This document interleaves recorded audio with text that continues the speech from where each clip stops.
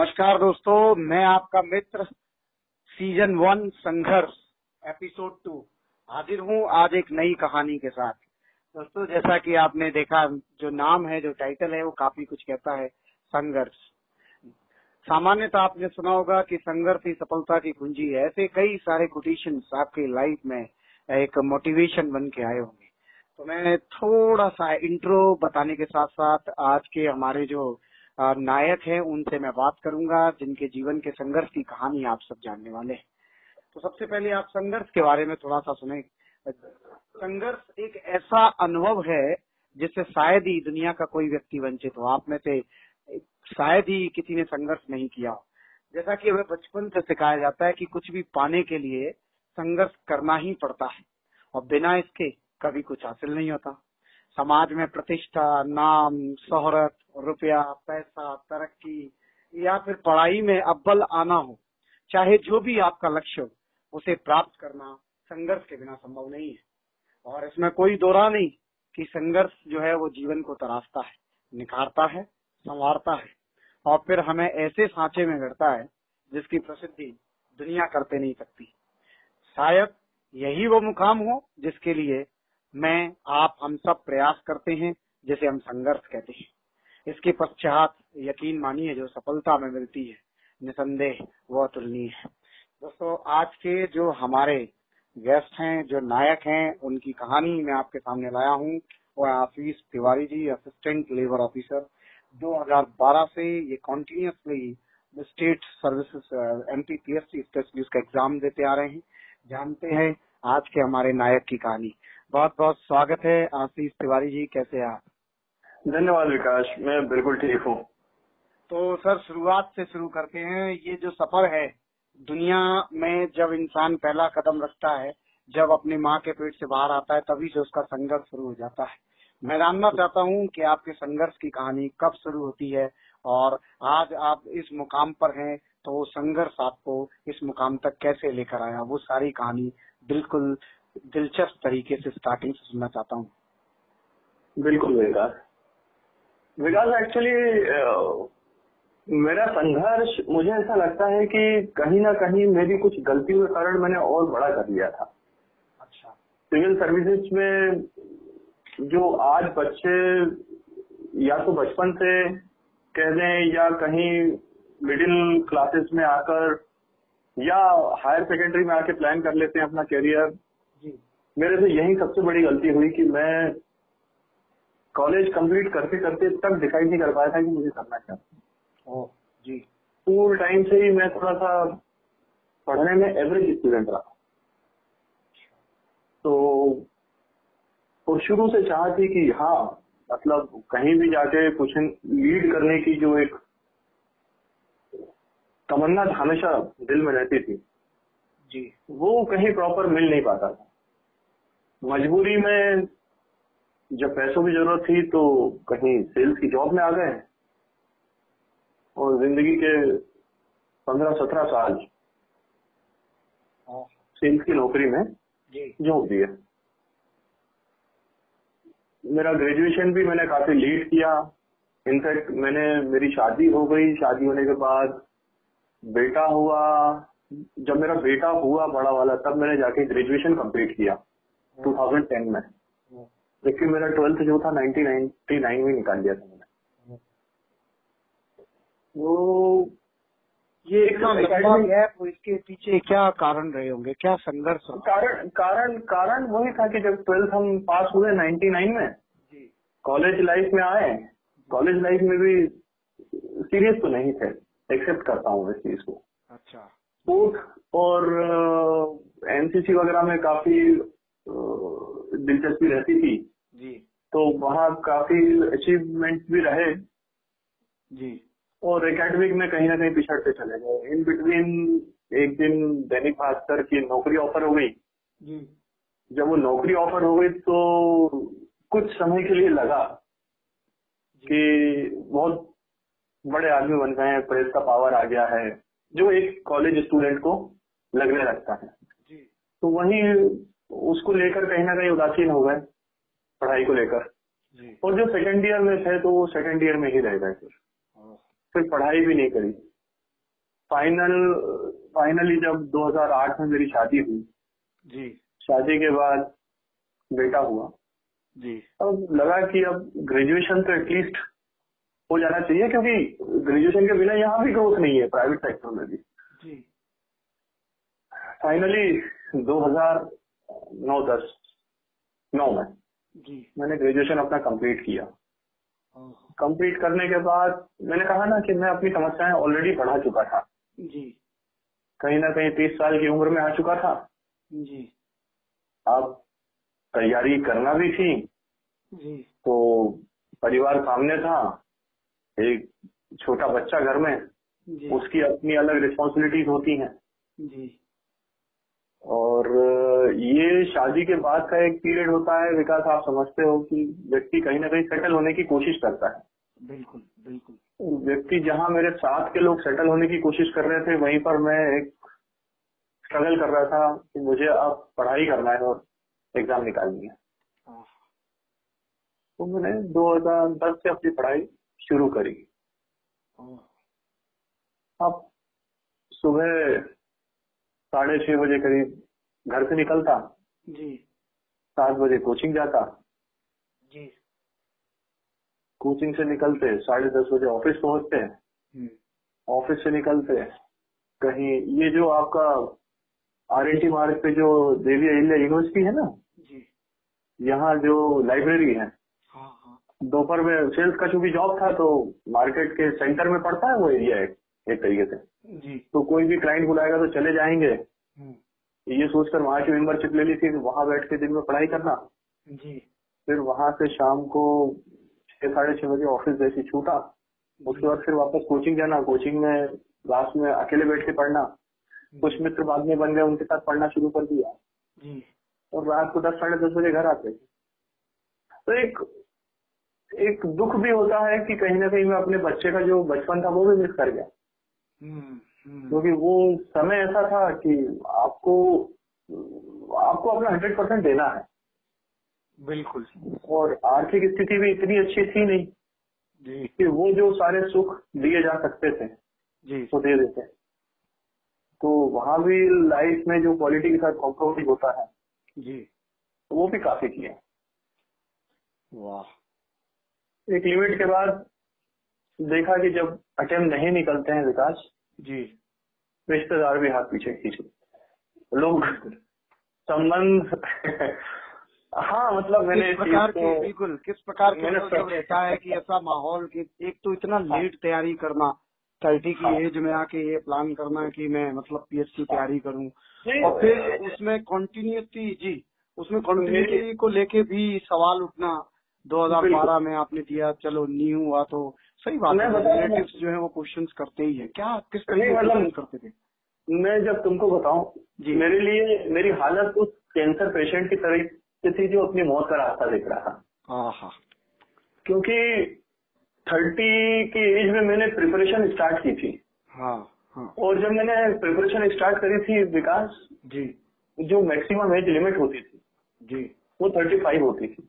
बिल्कुल। और 12 की PhD 13 की PhD नहीं निकलना, it was biggest setback for me. बिल्कुल बिल्कुल। मतलब हाँ, मतलब मैं बैठ के रोया भी, क्योंकि जब रिजल्ट आता था आपका सिलेक्शन नहीं होता था, पूरी मेहनत करने के बाद नहीं होता था, आपको बहुत तकलीफ होती है अंदर से। बिल्कुल तकलीफ होती है। और मतलब I am really thankful to our CM माननीय शिवराज सिंह चौहान साहब जी, जब उन्होंने ये घोषणा करी कि नहीं भाई अब 35 की जगह 40 ईयर एज लिमिट होगी, जी तब लगा कि देखो नहीं, कहीं ना कहीं किस्मत भी अब साथ देना शुरू कर दिया। बिल्कुल। हाँ, मतलब मैं पंडितों को भी खूब कुंडलियां दिखाते थे अच्छा। कि यार सिलेक्शन होगा या नहीं होगा, क्योंकि वाकई में मतलब हमारे जो सर थे वो हमेशा एक बात बोलते हैं कि यार ये आयोग जो है ना जी, वो तो साल भर में एक ही बार एग्जाम लेता है जी, और ये जो आपकी सोसाइटी और आपके रिलेटिव्स होते हैं ना और पब्लिक होती है, रोज आपकी एग्जाम लेती है। बिल्कुल।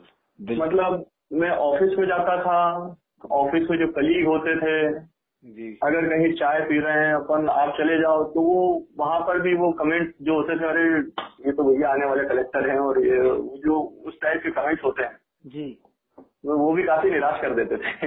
हाँ। यार अपन एक मजाक बन के रह गए। किसी से बात करने अगर आप जा रहे हो तो व्यक्ति कमेंट पास कर देता था, ये तो चलते फिरते सामान्य ज्ञान की दुकान है। हाँ। तो इस टाइप के ताने भी आपको सहन तो करने ही पड़ते हैं जी। क्योंकि ये शब्द दिमाग में रख के बैठे हुए थे कि सोसाइटी तो आपकी रोज परीक्षा लेगी ही, तो वो परीक्षा भी लगातार देते रहे। कितना मुश्किल था जब दोस्तों के साथ, मतलब दोस्त कैसे बिहेव करते थे, जिन दोस्तों को आप मीडिया में छोड़ के आए इतने लंबे समय करने के बाद, प्रिंट मीडिया, इलेक्ट्रॉनिक मीडिया में लंबे समय गुजारा और फिर पीएससी में आना, तो क्या उनकी प्रतिक्रिया होती थी चीजों को लेके? विकास, मेरे जो दोस्त थे, जो रिलेशन थे दोस्तों से, उनको मतलब सीरियसली मैं दो कैटेगरी में रखूंगा जी। एक तो वो थे जिनसे बात करने जाता था तो वो बोलते थे यार जो फालतू की बातें मत कर, तैयारी कैसी चल रही है तुझे बता, और कोई मजा दो तो बताना। वाह, really thankful to that guide. In fact Vikas, तुम भी हो यार, जब वाइफ घर पे नहीं रहती थी तो शायद मैंने तुम्हारे घर पे आके बहुत खाना खाया जी। तुम बड़े प्यार से तुम खाना खिलाते भी थे जी।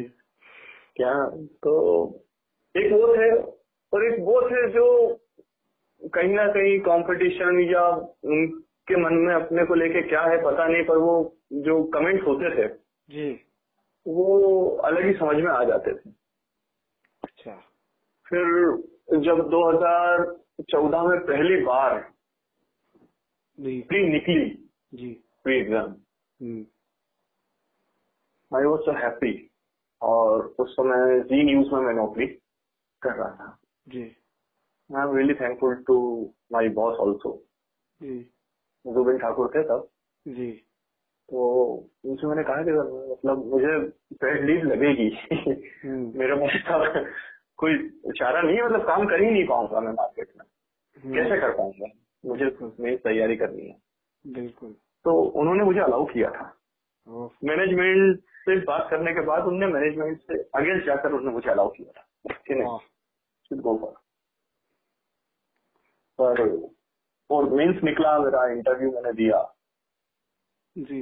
मैंने वो सो हैप्पी कि यार कुछ ना कुछ तो ठीक हो जाएगा। फर्स्ट टाइम पैटर्न चेंज हुआ था 2014 में जी। जो सब्जेक्ट थे वो हट गए थे। रिजल्ट आया जी, अनफॉर्चुनेटली स्कोर काफी कम था मेंस का। कैसा लगा जब रिजल्ट आया और आपने देखा कि फाइनल लिस्ट में नाम नहीं है? क्या मतलब चीजें थी दिमाग में, क्या चित्र निकल के आ रहे थे पूरे दिमाग में? एक्चुअली जी, ये जो आज जिस तरीके से हम डिस्कस कर रहे हैं ये समाज जी, ऐसा मैं बहुत लोगों का सुन चुका था, जिन लोगों ने 10-10 साल भी स्ट्रगल किया है जी। तो अंदर से काफी कठोर तो था मैं। अच्छा। कि जब भी रिजल्ट आता है तो हर चीज के लिए व्यक्ति को मानसिक रूप से तैयार रहना चाहिए। हाँ जी। बस मेरी एक ही चीज रहती थी कि मैं फिर अकेले में जाके 2-3 घंटे के लिए बैठ कर लेता हूँ। फिर बस सोचता ये था कि गलती कहाँ हुई। वाह। सेम 14 में भी ऐसे ही हुआ जी। इन लॉस क्या था मैं तब। और जब आप इंटरव्यू दे देते हो ना, और तो लोगों की उम्मीदें, मतलब एक्सपेक्टेशन बहुत हायर एंड पे होती है। बिल्कुल। और जब सिलेक्शन नहीं होता है तो व्यक्ति मतलब टूटने जैसी कंडीशन आती है। बिल्कुल। ठीक है, मेरे परिवार में भी ऐसा हुआ था। अच्छा। सबको बुरा लगा। बुरा लगा, पर मैंने कहा यार देखो ये एंड नहीं है, ये इन बिटवीन है। बिल्कुल। और आपको इस चीज का सामना करना पड़ेगा। सही बात। तो फिर घर वालों को भी समझाया कि स्पेशली वाइफ की और मेरी मदर इन लॉ की बहुत ज्यादा एक्सपेक्टेशन थी। बिल्कुल। फिर उसके बाद मैंने कहा ऐसा नहीं है कि सब कुछ खत्म हो गया है। उस समय तक इसका मेंस का रिजल्ट, प्री का रिजल्ट आ चुका था। अच्छा। 2015 का। मैंने कहा अभी तो मेरे को मेंस लिखना है, फिर से डोंट वरी, निकलेगा, ये भी निकलेगा। बिल्कुल। और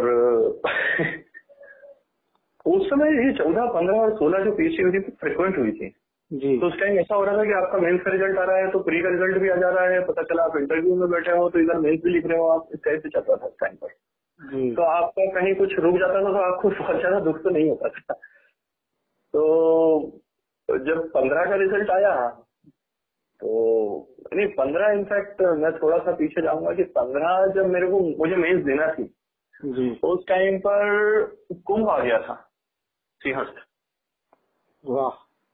तो 12 अप्रैल से 17 अप्रैल तक की बात है पेपर से। वाह। और ऑफिस से ड्यूटी लग गई थी कि आपको 6 तारीख से 24 तारीख तक सिंहस्थ उज्जैन रहना है। तो मैनेजमेंट को कहा कि मैं तो जा ही नहीं सकता। हाँ। तो मैनेजमेंट ने कहा नहीं तो मैं तुम्हारा थोड़ी विवेक का अधिकार है, तुम जाओगे नहीं जाओगे तो ऑर्डर है, you have to follow the change. ठीक है भाई मैं विड्रॉ कर लेता हूँ फिर। डिजाइन मैंने वहां से नौकरी छोड़ दी और फिर उसके बाद तय किया कि अब घर बैठ के केवल पढ़ाई होगी। इन बिटवीन एक डर तो था बिल्कुल। आप मतलब आपके पास परिवार है। बिल्कुल। उस समय फाइनेंशियल जो जरूरतें रही आपकी परिवार की, नहीं उसके लिए वो कैसे, उसके लिए मतलब ईमानदारी से मतलब credit goes to my mother in law. उन्होंने मेरी बहुत मदद करी।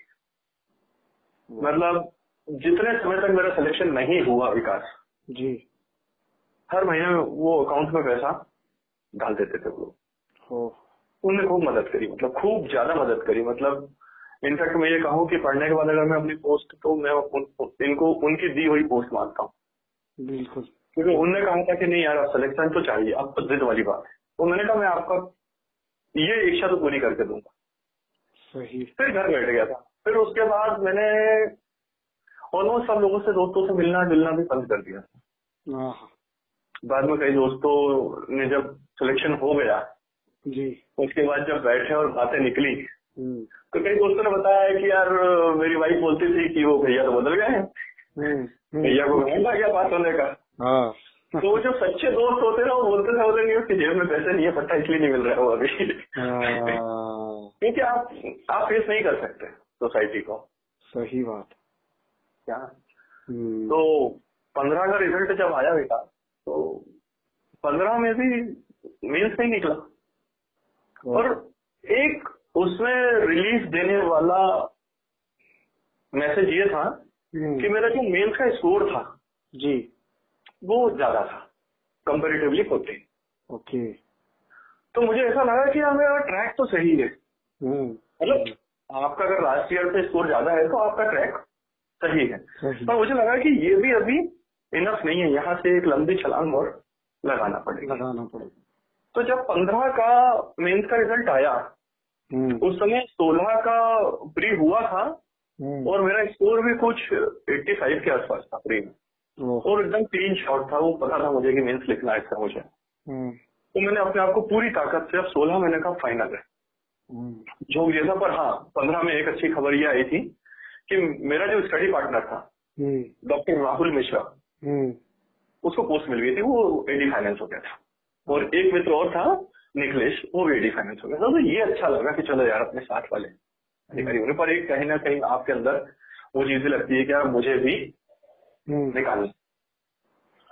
तो 16 मेंस लिख दिया। लिखने के बाद अब जो फाइनेंशियल क्राइसिस है मेरे जी वो बहुत अच्छा, एक लिमिट के बाद आपको अच्छा लगना अच्छा नहीं लगता। आप कंटिन्यूस पैसा मांग लो तो बहुत तकलीफ देता है आपको।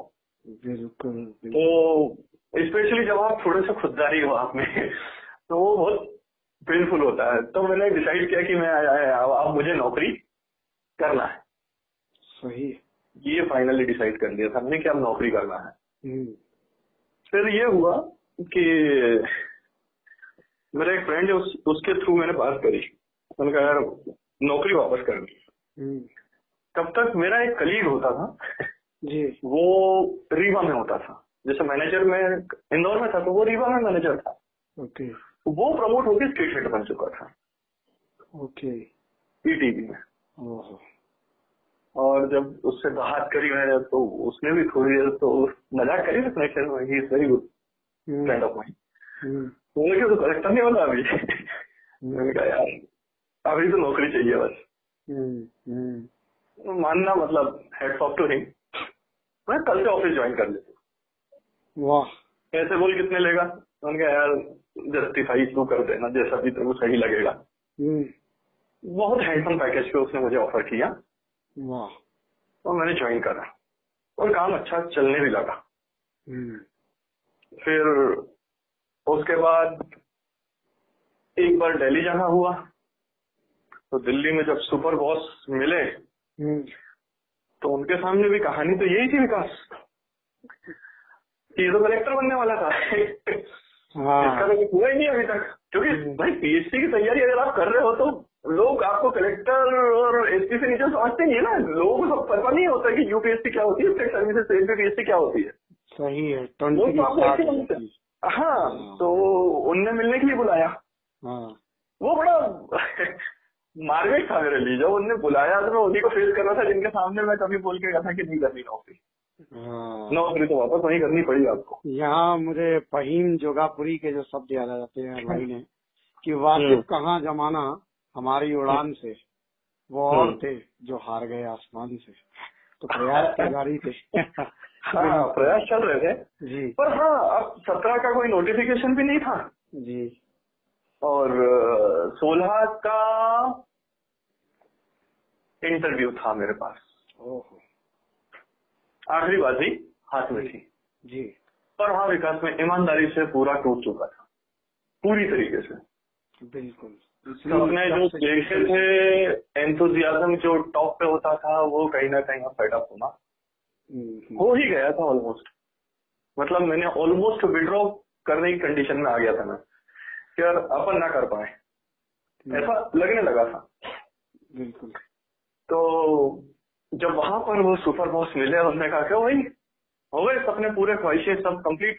मैंने कहा सर सॉरी अभी और देना है एग्जाम। मैंने कहा नहीं सर अब सब खत्म, काम करेगा मन लगा के। उनका बिल्कुल काम करेगा, ठीक है वेरी गुड, अच्छा है, नॉलेज आया तेरे पास। उन्होंने भी अप्रिशिएट किया कि अच्छी फाइट करी, अच्छा नॉलेज आया तेरे पास।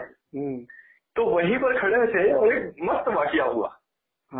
वो जो हमारे जो मेरे कलीग जो स्टेट हेड हो गए थे उस समय, उनका नाम है राजीव त्रिपाठी। वो वहीं पर बोले कि सर अभी पिक्चर खत्म नहीं हुई है, उसका इंटरव्यू बाकी है एक। तो ये उसके शब्द थे।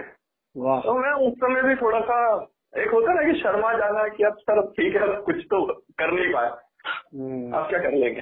ठीक है सर अब इंटरव्यू देख लेंगे सर उसको भी। फिर उसके बाद 10-12 दिन बाद इंटरव्यू था जी। इंटरव्यू देने के लिए पहुंचे तो वहां भी एक बड़ी समस्या रास्ता देख रही थी। अच्छा। जिस दिन इंटरव्यू था उस दिन नाम पहला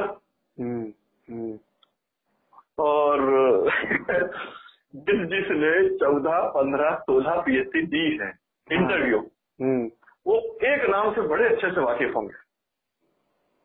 बिल्कुल, माननीय आर एस गौतम साहब। उनका फॉर्चुनेटली उन्हीं का बोर्ड मिला और सामने ले जाके उसने वो ऑफिस बॉय ने बैठा दिया। तो मैंने पूछा उससे अच्छा वहाँ नेम प्लेट वगैरह कुछ होती नहीं है, आपको पता नहीं होता है कि यहाँ कौन है, किसके बोर्ड में आप जा रहे हैं? क्योंकि 14 में गए थे तो 24 सर का बोर्ड था, तो 24 सर का तो पता था कि 24 सर तो नहीं है ये। तो उसने बोला था गौतम साहब, उसने जैसे ही बोला गौतम साहब, मैंने कहा यार एक गिलास पानी पिला दे क्योंकि ऐसा लगा था कि जिंदगी में पूरे राज्य ले लिया, अब कोई बचा नहीं है आपके पास। तो गौतम सर के इंटरव्यू दिया, इंटरव्यू भी अच्छा लंबा चला, ऑलमोस्ट 40 मिनट करीब बैठाया उन्होंने। तो वो सुनने के बाद भी वो लगा कि यार ठीक ठाक हो सकता है न्याय अपने साथ। बिल्कुल। और वो इंटरव्यू देने के बाद भी फिर बहुत दिमाग लगाया नहीं मैंने। फिर मैं इधर नौकरी भी कर रहा था, फिर एक मैंने एडिशनल काम और ले रखा था अच्छा। वो भी करता था मैंने पूरी तरीके से पढ़ाई वगैरह फिर साइड में रखी और अपने आप को काम में झोंक दिया था, क्योंकि फिर घर की जरूरतें भी थी, वो भी पूरी करना थी। बेटा भी बड़ा हो चुका था मेरा, ऑलमोस्ट 5-6 साल का हो गया था, 5-6 साल का बेटा मेरा जी। एक दिन रिजल्ट आया तो मैं ऑफिस में बैठ के कलीग के साथ काम ही कर रहा था। तो मैंने तुमको बताया जो मेरे मित्र हुए डॉक्टर राहुल मिश्रा, उनका कॉल आया कि यार वो भैया वो रिजल्ट आ गया है। अब ऐसे ही 2014 में जब मैं फेल हुआ था तब भी ऐसे ही कॉल आया था एक मित्र का, सौरभ तिवारी का। उसने कहा था भैया रिजल्ट आ गया, आप रिजल्ट देख लेना। तो हुआ नहीं था सिलेक्शन। मैंने कहा यार इसने भी यही कहा है कि रिजल्ट आ गया है। कहानी खत्म। क्योंकि अगर व्यक्ति देख चुका होता रिजल्ट तो वो आपको बता देता है कि यार आपका सिलेक्शन हो गया है या नहीं हुआ, जो भी होता हो। बिल्कुल। और जब व्यक्ति अपना होता है तो ज्यादा तकलीफ नहीं, इसलिए बोल देता है कि यार रिजल्ट देख लेना, वो आ गया है। तो मेरा कलीग बोला देख लिया रिजल्ट। मैंने क्या करना, देख लिया तो हो गया होता सिलेक्शन, तो वो खुद ही बता देता। सही बात। तो मतलब ऑलमोस्ट बोलते हैं टूट सा गया था, खत्म हो गई थी कहानी। मैंने कहा यहाँ से अब अपनी जिंदगी में एक चीज हो गई कि अपने को प्राइवेट सेक्टर में कुछ ठीक ठाक करना पड़ेगा। बिल्कुल। ये तय, मतलब वो एक कल था, डिसाइड कर लिया था कि यहीं से कुछ ठीक ठाक करेंगे। तो उसने थोड़ा सा इंसिस्ट किया कि यार रिजल्ट तो चेक कर लो। सही है। रिजल्ट चेक कर रहे थे, अचानक लिस्ट में आशीष कुमार तिवारी नाम देखा। वाह। पहली बार जिंदगी में फंस के रो दिया थे। बहुत मेहनत हो गई थी, क्योंकि मानसिक रूप से भी परेशान हो गए थे, शारीरिक रूप से भी टूट चुके थे, और सामाजिक रूप से लोगों ने गर्त में कर दिया था। क्योंकि रिश्तेदार इसलिए कम बात करते थे कि कहीं ये पैसे ना मांग ले। वो एक समस्या। और जब आप सिलेक्शन ले लेते हो जी, उसके बाद की दुनिया विकास अलग होती है। जो आपको क्रिटिसाइज करते हैं वही एक दिन बोलते हैं बाहर निकल के, अरे हमें तो पता था ये व्यक्ति कुछ ठीक कर पाएगा। पर वो लोग अपनी छवि तभी खो चुके होते हैं जब वो आपके जो बुरा टाइम होता है ना, वो आपको क्रिटिसाइज करते हैं। तो मेरा ऐसा मानना है विकास जी, मेरा ऐसा मानना है कि ये जो मतलब मैं हमेशा वो जो मिश्रा जी हम लोग जो साथ में पढ़ाई करते थे, तो हम लोग एक बार बोलते थे यार ये पीएचडी है, ये बली मांगती है। बिल्कुल, ये परेशान कर देती है। और वास्तव में ये आपकी परीक्षा लेती है, ये वाकई में एक बहुत बड़ी परीक्षा है। बिल्कुल, इसका सम्मान करना चाहिए व्यक्ति को, और अनुशासन में रहना पड़ेगा। आपको अनुशासन में धैर्य के साथ और सतत प्रयास करना पड़ेगा। बिल्कुल, मतलब ये 3 चीज जो है, अगर आपके पास तीनों चीज है, धैर्य, अनुशासन और कंटिन्यूस एफर्ट, वाह, मुझे लगता है कि आपको सिलेक्शन मिलना चाहिए। बिल्कुल। आपके लिए, आपके संघर्ष के लिए चंद लाइन जरूर कहूंगा मैं। राह संघर्ष की जो चलता है वही तो संसार को बदलता है। जिसने रातों में जंग जीती है, सूर्य बनकर वही निकलता है। क्या बात है। एक चीज कहानी में जो 4 चीजें मैंने देखी, एक इच्छा शक्ति, एक स्थिरता, स्टेबिलिटी, एक संकल्प, और चौथी बड़ी चीज थी कड़ी मेहनत। इन सब चीजों से मिलकर बनी है आपकी ये सफलता की कहानी। हाँ, ये तो विकास, एक चीज और मैं जाते जाते एक चीज और बताऊं जी। एक कहीं ना कहीं एक बहुत बड़ा मोमेंट में मिस कर गया बीच में जी। I am sorry for that, क्योंकि वो सबसे प्रीशियस मोमेंट कहूंगा मैं लाइफ का था जी। जी जरूर। जब मैं कोचिंग क्लास में पढ़ता था जी, मिश्रा सर क्या जी, प्रदीप मिश्रा सर के जी, तो सर ने एक बार क्लास में अनाउंस किया कि भाई जिनकी फीस जमा नहीं हुई है वो ऑफिस में मुझसे मिल के जाएंगे। फीस तो अपनी भी जमा नहीं थी साहब। खड़े थे हम भी लाइन सबसे पीछे जी, क्योंकि रिक्वेस्ट यही करना थी कि पैसे अभी है नहीं जी। तो जब आखिरी में मेरा नंबर आया, मैंने कहा सर मेरी सैलरी अभी आई नहीं, और मेरी सैलरी आएगी तो मैंने इतना कहा विकास जी। मिश्रा सर ने सिर पे हाथ फेरा और कहा बेटा ये परिवार के बच्चों के लिए मैसेज नहीं था। और वो इतना बोल के ऊपर चले गए चाय पीने। वाह, खड़े खड़े खरीद लिया था उनने हमेशा की। बिल्कुल, क्योंकि आप आपके पास वाकई में पैसे नहीं है, बिल्कुल। आपके पास पैसे हैं नहीं देने के लिए, और लेने वाला इतनी बड़ी बात कर जाए। बिल्कुल। तो उस दिन लगा था कि नहीं, मेरा यहाँ पे मैं कहूँगा कि लक था, पिता स्वरूप जी टीचर मिले मुझे, जी और जिनने मतलब हमेशा, मैं कहूँगा कि उनने मतलब हर प्रॉब्लम को, अगर कहीं वाइफ से भी मनमुटाव है तो मैं जाके सर पे शेयर करता था, इनफेक्ट आज भी कर लेता हूँ।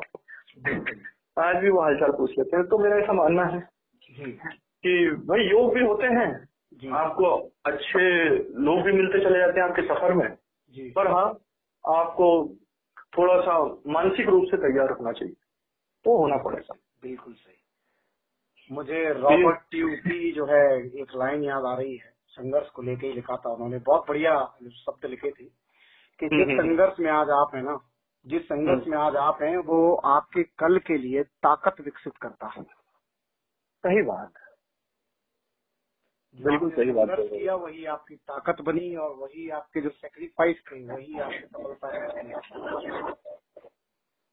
इनफैक्ट तो मैं एक चीज और भी कहूंगा विकास आपके लिए, जी जी कि जिस तरीके से आज तुम मुझसे बात कर रहे हो, जी, मुझे नहीं पता, मैं तुम्हें जब से जानता हूँ, इनफैक्ट मैं तुम्हें भी 2012-13 से ही जानता हूँ जी। एक स्टोरी तो मुझे तुम्हारी कवर करनी है।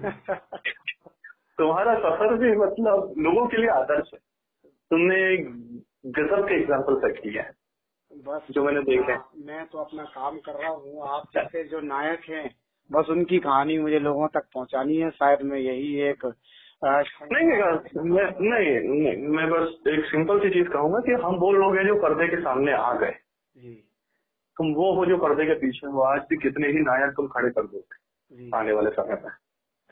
बहुत अच्छा काम है, ये भी एक आदर्श तुम भी प्रस्तुत कर रहे हो, और मेरी तरफ से तुम्हें भी ढेर सारी शुभकामनाएं। बहुत बहुत धन्यवाद। आपके सभी शब्द मेरे लिए बेहद कीमती हैं। और जनरली क्या होता है कि अधिकांशतः लोग जो है ठीक उस समय हार मान लेते हैं जब सफलता उन्हें मिलने ही वाली होती है, मतलब विजय रेखा जो है वो बस एक कदम ही दूर होती है, तभी वे कोशिश करना बंद कर देते हैं। जैसे खेल के मैदान में अंतिम मिनट में हट जाते हैं हम, उसी तरीके से जब उस समय जीत का निशान उनसे केवल 1 फुट के फासले पे होता है, तो कोशिशें कभी हमें बंद नहीं करना चाहिए, ना कभी हार माननी चाहिए। और मुझे तो ऐसा लगता है कि सिविल सर्विसेज एस्पायरेंट को जी ठीक से मुझे याद नहीं है किनकी पंक्तियां हैं, पर पंक्तियां बहुत अच्छी थी जी, कि क्या हार में क्या जीत में किंचित नहीं भयभीत में, और संघर्ष पथ पर जो भी मिले ये भी सही वो भी सही। क्या बात। तो उसके पीछे भी मतलब मुझे ऐसा लगता है कि एक बड़ी शिक्षा है जी जी, कि अगर आप किंग नहीं बन पाए तो किंग मेकर सही जी, और ज्ञान हमेशा बहुत कुछ देकर जाता है जी। और ये ज्ञान का रास्ता वाकई में अच्छा है। मुझे थोड़ा लेट समझ आया जी, बाकी खुशकिस्मती है कि आ गया जी। बहुत से लोग आज भी संघर्ष कर रहे हैं। वाह, तो बहुत मजा है आपसे बात करके। थैंक यू आशीष भैया, ये जो संघर्ष बिल्कुल हमारे लिए आदर्श साबित होगा। दोस्तों, जितना कठिन संघर्ष होता है जीत उतनी शानदार होती है। तो आज की कहानी में हमारे नायक थे आशीष Tiwari ji, assistant labour officer, जिनकी कहानी मैंने आप तक पहुंचाई। उम्मीद है आपको ये कहानी पसंद आएगी। अगर पसंद आती है तो आप सभी लोग इसे दूसरे लोगों के साथ शेयर करें और उनके जीवन में भी कुछ अच्छा करने की कोशिश करें। बहुत बहुत धन्यवाद। अनअकैडमी।